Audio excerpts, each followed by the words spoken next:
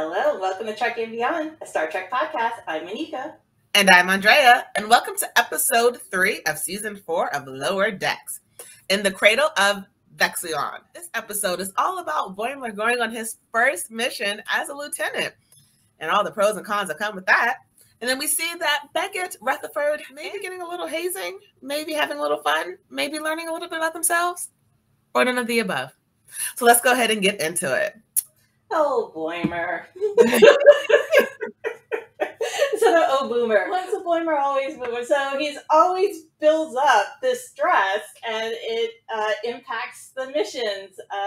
But we have a case here of a very overconfident captain, and in this case, a new lieutenant who's trying to figure out his management style, all in a quest to save a planet that's running an old operating system. So in my initial reaction, I was like, this is meh. But after researching this episode, oh my goodness, I've grown to love it even more and more because I realized there's a lot more Easter eggs. So after the second watch and reading up on it, I learned a lot more. So I'm boosting that up to like a solid B here for me.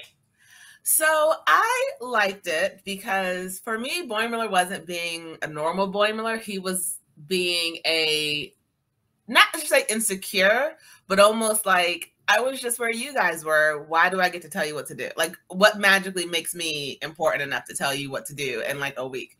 Which I think most people go through sometimes when they get a promotion that they know they deserve, but you still have to work with people you were on the same level at that once. Like, we were joking around 2 weeks ago. Why am I your boss now? So it's a little bit of, where do I fit in? How do I fit in as your boss when I was just your friend 2 weeks ago? So I liked that I liked that it wasn't I don't trust you. It was more of a, why do I get to tell you what to do? That's how it came off to me. And then we always love a good, no, painful hazing. Everyone does it. It's all frowned upon, but the ones that do not hurt you are the ones that are okay. And I think this one was more of a remedial task hazing that only got worse because they decided to act out. I like this episode. I've watched it a couple times just to see if I missed anything and if my feelings about it would change. And no, I like the episode all the way through. So this is one of our supercomputers that run the world. And normally with Star Trek, they just all want to kill everyone. Because apparently when a computer reaches enough of their own mental stability outside of the humans who created them or the alien race that created them, they don't like their creators and they just want to kill them. But this one wants to take care of his people, and wants to give them the best life, and still feels a little insecure about that. And because he hasn't had a update in years. I have to admit, when I first met this computer, I was like, oh, this is going to go bad. It's going to go real bad, because history has dictated whenever we see a computer on Star Trek, he is trying to kill their people. What did you think? I agree with you. I was concerned initially about the computer, and then the more I learned about the culture that he was designed to protect, I was like, oh my goodness, they're naive. They're poets and artists who don't know anything about the system, and they're just like, oh, let's just run it. We just need beautiful weather and scenic views and so forth like that. So they're really hands off with the system, and the ancient civilization that created it left no documentation or advice on how to maintain it. And I have to admit, every AI destructive movie starts with the idyllic community where they feel so safe and serene that they're just relaxing and not doing anything, and then the computer attacks. So I was waiting for that. One thing that I thought was really interesting about this episode was we had a Ransom and Captain Freeman issue when it came to the computer, and Ransom was very like, hey, we have engineers for this. But it reminded me of the episode from season 3 where Ransom and Beckett were in a scenario where he sent the engineers to do something that technically they should have been doing, and they were doing the job of the engineers. And it reminded me of that episode, but reversed, because this time Ransom's like, hold up, why are we dealing with the computers? Let's get engineering on that. And Captain Freeman is the one who's like, oh, I minored in archaic technology. I got this. I just thought it was a really funny story that he did it to Beckett, and Captain Freeman's doing it to him. So I thought that was a cute little parallel of, what are you doing? Why? Hello, engineering. This is literally their job. Let them do their job. Certainly, I thought the planet, it's not even a planet. I thought the circle was interesting and cute. I was like, wow, that's fascinating to have a civilization live like in that what was it called? The ring. Yeah. And so, and then how that works. And I was curious about like orbit and the science fiction behind it. And so that's when I dived in deeper, because I was like, that looks so familiar to something that I watched before. And it's actually the species that created this AI technology is species 10C from Star Trek Discovery. And I was like, oh my goodness. So I'm starting to see a pattern in which Lower Decks is dropping Easter eggs from other Star Trek episodes this season. A lot more so than in past seasons. That is very true. They are, unless we just missed it in the past ones. But yeah, they are definitely dropping a lot of little hints and nuggets. I definitely have to say that I would not live on this ring. I could not, because there's always a part of me that's just gonna be like, if it fails, we are screwed. Like, I need to be able to live somewhere where if like the dome broke, it's still oxygen. That's like, you know, like if the computer failed, I'm not trying to run to like get into a spacesuit as randomly stationed around somewhere. That's my one irrational fear of like the future. It's just like, I can't live somewhere where if like the little magnetic screen or whatever that is just like keeping us from like the vacuum of space, I need a couple more layers. Like I need like 100 more layers. So like if that top one falls, I'm still safe. Oh yeah, and I think also that culture is limited because it's just populated with poets and with an artist. So there's not a lot of diversity there for even maintaining other aspects of the infrastructure, let alone the AI.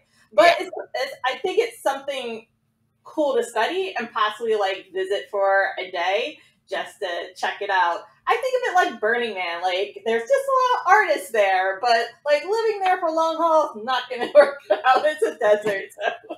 I'm going to be super honest. If I ever visited that place, I'm going to have like a jumpsuit or like a spacesuit attached to my body at the entire time, because it would be my luck. Because in movies, whenever people visit those type of those civilizations or those structures, is the day it all goes to crap. And I know, with my bad luck, I'd be the one who's on there and it's just like, oh, this is beautiful. Oh, and we're going to die. About that time now. Okay, I see the cracks. Do you see the cracks? Okay, we're all going to die. About that time. So because all you need is Badgie, Peanut Happer, something like that, the board, to infiltrate, to like hack in and then take over the AI. They're all doomed. And I'm just gonna be super honest. I thought also like going off of like my first point, I thought when the update was going to go through, he was going to become a vengeful computer as well. Because again, the only reason he was this way because he hadn't been updated in over like what 6 million years. He said something like that. There's a huge disparity between 6,000 and 6 million. I know it's a 6 in there somewhere. And there just hasn't been that update in that long. You know, when you want to do a hard reboot because you're just like, hey, that update screwed my computer, so let's go ahead and like do a reset to before I put that update in there. I feel like I thought that was going to happen because it just seemed like that was the next step scenario for computer AI, because Star Trek has taught me, don't trust computers that can think for themselves. We also see Boimler in this episode. He is in one of his first roles as a lieutenant. And he is with Taylin. I know you're happy to see her again because you missed her. And they are basically overseeing ensigns, basically removing these like tubes and taking him off the shuttle. But apparently, I think the issue was the moment Taylin told him that they could explode is the moment he was afraid to put someone in danger, which I find that admirable, because beforehand he was like, oh yeah, let's do it. Let's get it. We're all going to do this, until she said they could die. And he was like, why do I have the right to like put my friends in danger? when I was with them 2 weeks ago. I was on their level 2 weeks ago, and now I could possibly give them an order that could kill them. So I was like, okay, Boimler, like, again, you're freaking out, but I respect your freak out because you don't want to get your friends killed because you're just a freshly new lieutenant, which is also very weird because, like, why do they, like, I mean, I guess Star Trek is just all about super respect, like the military. Like, you get promoted, you have to listen, but hello, we were just cutting up 2 weeks ago. Who do you think you are telling me what to do, Boimler? Like, Boimler, I saw you ditch your job 2 weeks ago to go, like, hang out with Beckett and them and whatever. And now you're going to tell me what to do? Really? That's what we're going to do? I would not be good in the military, FYI. What did you think? I am so glad Talin was there because she was the voice of reason. And sometimes you need a wise character, in this case a Vulcan, just to be frank. This mission's on the line here. You need to work with your team. And she helped guide him, although I do agree with you, she helped make him a little bit more nervous. Yes. But he also needs to be able to release control. That's part of being a manager in difficult situations and everything. And you have to train your team. I think he was thinking about all the other managers that he had, and he was trying to be the perfect manager without really thinking about the mission and how to best utilize his team. So it was a big learning experience for him. And he was unsure, as you said, worried about their safety. But there was a traumatic end that we'll talk about in a bit for him. But I was a little worried. And he took on a lot of pressure to run back and forth with those cores. That could explode. Because he was like, I don't want to risk their lives. I was like, it's admirable, but also you got to get comfortable with it. But it's admirable. Like, at least it wasn't like I don't trust you not to do anything. It's more of a, I don't want to get you killed. Right. And it was more of a, I don't trust myself to teach you the right way to, because I know this about myself. I am not a teacher. If you want to know something that I know, you just have to watch me do it because I can never teach you how to do it because I don't have the patience for it. And so not everyone's a good teacher. And so I felt like for him, he was like, oh, I'm not a good teacher. But no, it wasn't that you weren't a good teacher. You just didn't want to get your friends killed, which I understand. At first, I questioned why the ancient civilization didn't leave behind a power source. But then I thought, once I found out it was species 10C, I was like, this is just like them. To set you up. They're worthless. The they are a worthless alien species. I'm so sorry. I don't respect them. At least their traits are the same in both series.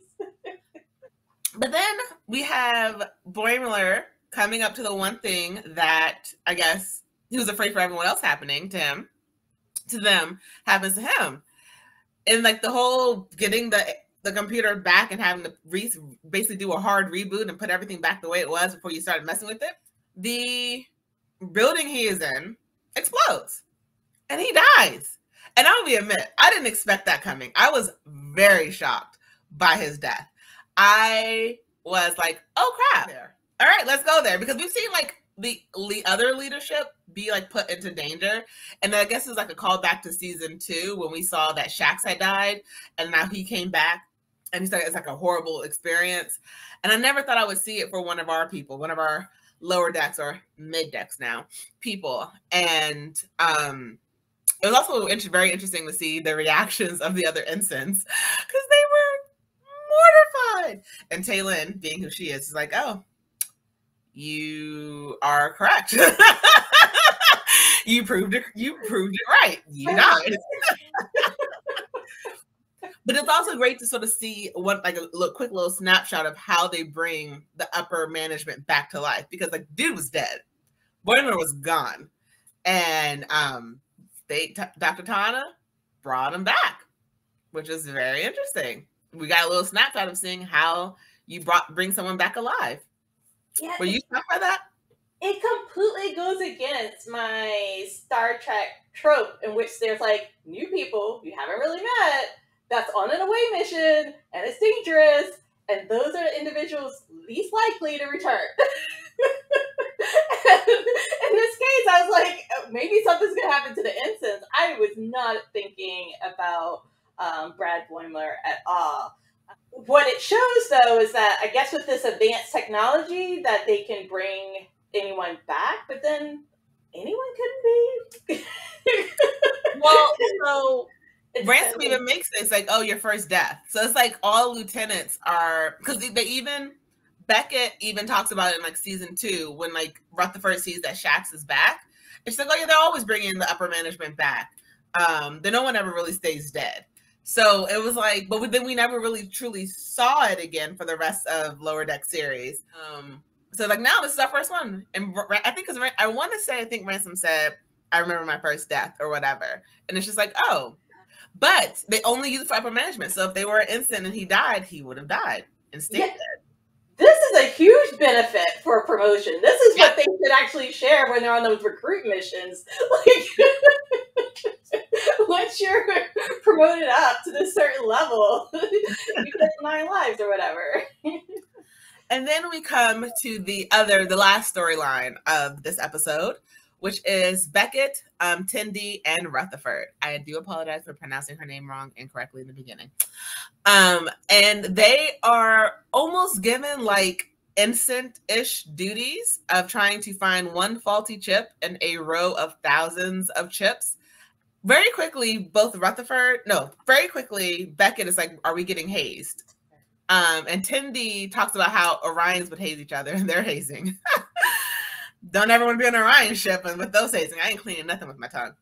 No doorknobs. And Rutherford in his like sort of innocent computerish brain doesn't know what hazing is, but very quickly comes onto the board of this could be hazing, but maybe it's not because they're not cool enough to haze. Eventually, it does seem like hazing. I thought it was hazing from the get. So I was thinking there should be some technology. I was with Rutherford. I was like, no. Like, there's no way I can do this. Like, I don't understand why we have to pick each one and scan it. That just seems weird. Yeah, because Rutherford's right. There is a way to do it. And if engineering says there's a better way of doing this, then there's a better way of doing this. Yeah. And so I was like, no, they're getting hazed. Like, this is something that actually needs to be done. I did believe there was something that was actually wrong. I do believe they were being hazed and how they were getting it done. There was so much of an easier way of getting it done. And then they pulled out their lower deck mentality, and they're going to get him back for hazing them, and they're going to pull a prank on him. And they find out that, oh crap, this chip there really is a faulty chip. And then we hear a very, very, very good, a very heartwarming, heartbreaking sob story that is not real at all whatsoever, but it's still heartbreaking to think you could be trapped for a month because you're so stupid, but you're also in Starfleet. That means you got smarter, or were you always that stupid, or what's going on? Did you believe the story when he told you? No. Not at all. We should go back to the fact we're charged with going to an anomaly storage room, and that's where they found a lot of different treasures that they end up using for hazing back. Yeah, that was one of their perks, that they were able to go into that room now that they were lieutenants. And I like that Tendi was showing it to them as like, hey guys, we get to come to this room now, which is really interesting because when they were ensigns, they had to clean up the anomaly day, and now they're excited they get to go into the anomaly room. But like, you technically would have had access to all these anomalies when you're an ensign to like catalog them. So it's just like, you're excited to go into the thing that you hated collecting. What are we doing? Yeah, that's the step up that, once you're moving up in management, then you get excited for the things because you have more power. No, you hate it on principle, people. You hate it on principle. But now they're able to borrow the items from the anomaly room. Yes, that is true. And they use that to create like a little jerry-rig system that would throw him into a game box that keeps you trapped in there until you can like figure out the game and get out. And he gives him a sob story that's completely fake about how he was trapped in one for a month. And even if he was, that makes no sense for why he couldn't do the chip thing. Like, it literally makes, they were in two, like, that was a part where it just became non-believable. It's like, it doesn't matter if he's afraid of that thing. He wouldn't need to go anywhere near it because it was in the anomaly room and he was in the chip scanning room. Guys, see through the lies. Come on. You're all supposed to be geniuses. See through the lies. I saw through the lie immediately the moment he said, oh, it's somewhere on the ship. So it means every war on the ship is traumatic for you, not just that one random room. That actual room should have been your safe space because you could see everything and you would know that box is nowhere near you. But they finished their assignment and they feel really proud of themselves and they think that they were not hazed and that they did a good job and they protected this man from his like past fears. All for that lieutenant to talk to Ransom later and and tell everyone, yeah, I was hazing them. It went really well. And then we see him throw the ferret back over to Rutherford to haze him a little bit more. And we all find out that Starfleet, even though we all knew this to ourselves, they're not above hazing. As long as it's not hazing that can risk your life. Yeah, there's a lot of childish games. I think Star Trek Bingo is kind of fun, but yeah, that is a game kind of thing. But in Room, I feel like Mariner, Tendi, and Rutherford set up like a mousetrap. But those items that they picked up, those were also Easter eggs from other Star Trek series. So the game board that the character was for a long period of time, he said he had a hard time getting out, which I don't believe. That is actually from Deep Space Nine. And it was an episode with Quarks, and it's called Move Along Home. So if you'd like to learn more about that one, check that one out. And then also the Betazoid gift box. I recognize that one instantly. And that one's from the Next Generation episode with Deanna Troi, episode 11, season 1, called Haven, in which Deanna Troi was gifted this Betazoid gift box and told that her wedding date was near. That was how she was. It was like, okay, you gotta get married. You gotta get married now. And she, and it was gifted to her by her in-laws, and she hadn't met her new mate husband yet. So, no, I do not like. I would not want that to happen to me. Nope. I'm sorry. Who are you? You're my what? No. See, now you just ruined it because just on principle, I'm not gonna like him. I am stubborn. No. Right. So at least Spock had a choice in it. But it was cool to see that those interactions, and if the listening and watching audience saw other Easter eggs in the anomaly room or other places, please share those in the comments. I would love to reconnect with those. And I just have to say, Species C10, y'all punks. I'm just sorry. I'm not sorry. Everything that has happened because of you is annoying. You caused my Boimler to die for like 20 minutes. Species 10, C10, 10C. You're annoying. And you're punks. And you're naive little people. You're just a being of light now. But was it really them, or was it? It was their stupid technology. Boimler's fault, because if he would have brought in the team earlier, the planet was still going in disarray. He had to bring everything back, and they had everything in there, and it was still. No, that wasn't his fault. That was the technology's fault, because even if he used the team and got everything out, they still had to put everything back immediately. And then the planet was still going in flux, and there was still that mountain and that volcano that was built. That wasn't him. That was the alien computer malfunctioning. So it was still malfunctioning before the reset. And the moment he hit reset, that's when everything exploded.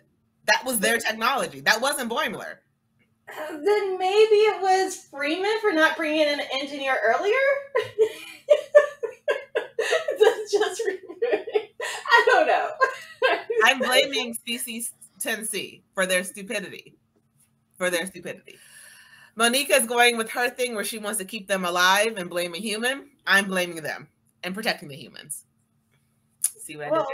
I do think that Freeman overstretched. She should have used the rest of her team too, similar to Boimler. I think that there was a parallel storyline there. That's very true. That's probably very true. You do know Captain Freeman is a control freak. And she is a micromanager. That is the word I'm thinking of. Micromanager, going back to like that episode for episode 1 of season 3.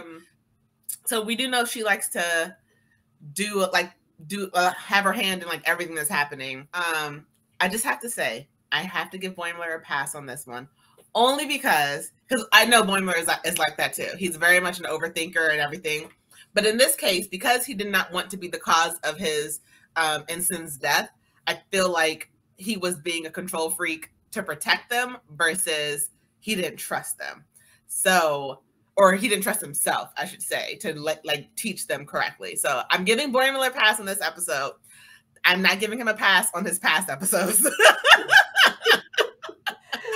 So in addition to his surprise death and then his resurrection, there was a koala bear. Yes. In his, I don't know, his dream, the time in which between his passing and then awaking. And so I'm puzzled by that. I'm intrigued. We've seen a koala bear other times. I don't know what it means though. Well, I think the last time we saw the koala, or at least one of the main times we saw the koala, was when that ancient alien like thing was taking over the Cerritos when they were like tugging the ship, and Tendi helped that guy ascend, and he's like, "There's a koala looking at me. What does he want?" That was a very important scene when we saw the koala last. So yes, and we saw the koala bear and the very beginning, the opening scene of the crossover episode. What does a koala have to do with time, people? Inquiring minds, koala know. Anything else to add before we end this amazing episode? No, when in doubt, check for app updates and reboot. And make sure you back up your computer before you do that, just in case it does mess it up. You can do a hard reboot. So, as always, I'm Andrea. And I'm Moneca. And live long and prosper.